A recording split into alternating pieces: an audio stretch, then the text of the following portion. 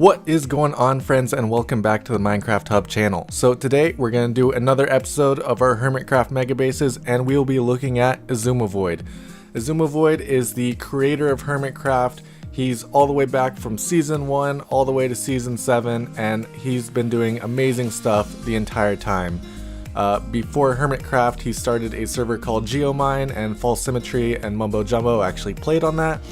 And then he decided to create Hermitcraft, and it has been an adventure ever since. So we are now touring his season 1 base, and right here is the Nether hub. Up top he's got a map of the island that they are on, and his season 1 base was actually very good. You saw the zombie farm at the beginning, or mob farm in general, and then he's got all this going on. So he actually had his own island, and he created all these houses, and you can tell that this is season 1. This is early Minecraft with the block palettes he's chose, and you know, there's not a lot going on.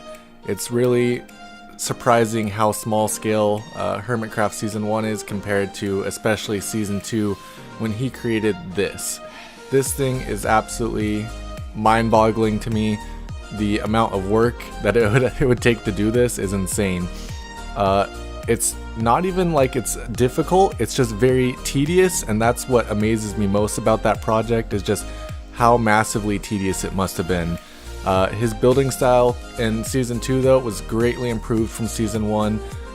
Absolutely incredible base, and of course he has his massive gold farm. Season 3, of course, he's got his Hermit Hills base, and then he's got this. It's just the 7-layer base, and it's so cool. I like the concept of this, having different block palettes on each floor, and I especially like the designs he's put into the wall in this brewing room, with each ingredient just on the wall. He's got the golden carrot, the spider eye, everything. This is kind of his farm floor, not quite finished, but he's got, you know, cocoa beans and cactus going on here.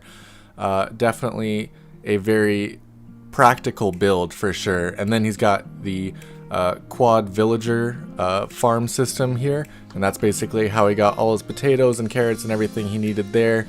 And then this is where he starts doing some very cool looking builds. I really like the design of this roof. He makes it work very well. But season 4 is when he took it to a whole new level with his guardian farm. This thing is absolutely incredible. The scale of it is huge, and it just looks insanely good. He did a really good job of building the actual guardians on top and making them look like guardians. So I've always found that base especially cool. His season 5 base though is a very cool design. He's got a mob farm down in the dark, right in the middle of it all, and the design of this base is just very cool to me. I really like how he's got just all this up top. It's very similar to the season 2 style with the stone that he did in season 2 surrounding the pyramid, but here it's a volcano, and he's built different biomes all around the volcano. It looks very cool. I really like when builders do different biomes, kind of like Mumbo Jumbo's season 6 base. It adds a whole new style and forces them to use different building techniques, so it kind of changes things up, but makes it look very cool in the end. Here you can see this is how he farms CDs.